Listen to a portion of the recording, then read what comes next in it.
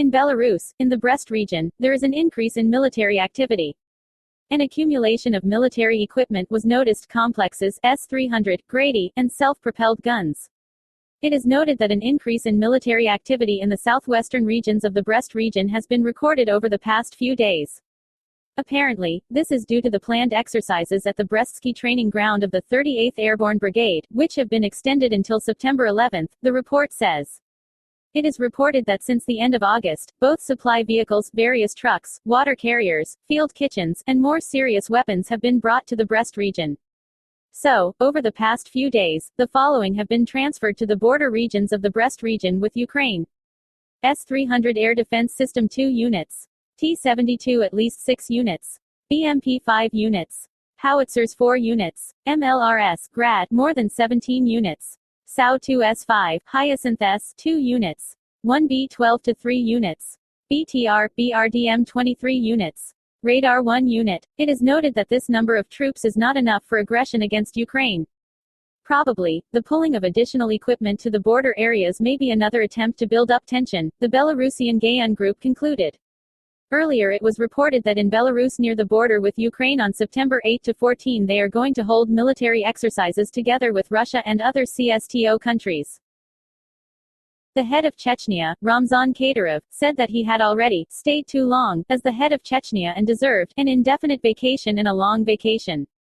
Kadyrov's direct speech: "For 15 years now, I have been leading the republic. We, Caucasians, Chechens, have a proverb: no matter how respected, long awaited the guest is, if he leaves on time, then it can still be pleasant. Therefore, I think that my time has also come. Until they kicked me out. It seems to me that I am already old. Once I was the youngest, inexperienced. And now I have remained the same inexperienced, but my youth has gone somewhere." Details. Kadyrov added that he learned that he turns out to be a long liver among the current heads of the constituent entities of the Russian Federation, in the first place, and that he himself noted that he was sitting too long and that he fully deserved an indefinite and long vacation. According to him, he has already begun to think about leaving the post of head of Chechnya, and will try to leave in time. Kadyrov expressed hope that the Chechens would support and understand him. British intelligence says that the actions of the Ukrainian military in the Kherson region became a certain tactical surprise for the enemy, and the Russian command in the near future will have to make a choice where to throw the reserves available to them. As European Pravda writes, this is discussed in the review of the war in Ukraine from the British Ministry of Defense for September 3. It recalls that the armed forces of Ukraine began counter-offensive operations in the south on Monday, August 29. One of the elements of this offensive is the continued advance on a broad front west of the Dnieper, which focuses on 3 directions within the Russian-occupied part of the Kherson region. This operation has limited immediate objectives, but the Ukrainian forces seem to have achieved a certain tactical surprise, taking advantage of the shortcomings of logistics, command and control in the Russian army, they write in the review. As fighting also continues in the Donbass and Kharkiv sector, intelligence notes, the key decision for the Russian command in the coming days will be where to send the operational reserves that they are able to muster. In the review for the previous day, they said that the Russian military strategic exercises could not ensure the ability of the Russian army to conduct large-scale, complex operations, judging by how events in the Russian-Ukrainian war are developing.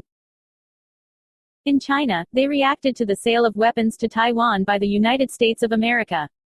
The Chinese authorities said that this could further exacerbate the already tense situation around the island. And military deals will lead to a deterioration in relations between China and the United States. According to the Reuters portal, the official response was given by the press secretary of the Chinese embassy in Washington, Lu Penyu. According to the diplomat, the possible sale of weapons seriously threatens China-US relations, as well as peace and stability in the Taiwan Strait. China will resolutely take legal and necessary countermeasures in light of the evolving situation, Penyu added. The U.S. military deals with Taiwan were announced on September 2. The states have entered into 3 contracts with a partially recognized state for a total of $1.1 billion. The agreements provide for the supply of weapons and the provision of technical services. Taiwan will receive 60 AGM-84L Harpoon Block II missiles worth $355 million, 100 AIM-9X Block II Sidewinder tactical air-to-air missiles worth $85.6 million and a reconnaissance radar from the United States.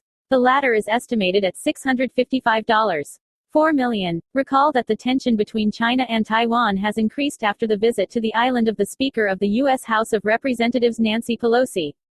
The PRC has begun military exercises off the coast of a partially recognized state, and Taiwan called them a simulated attack.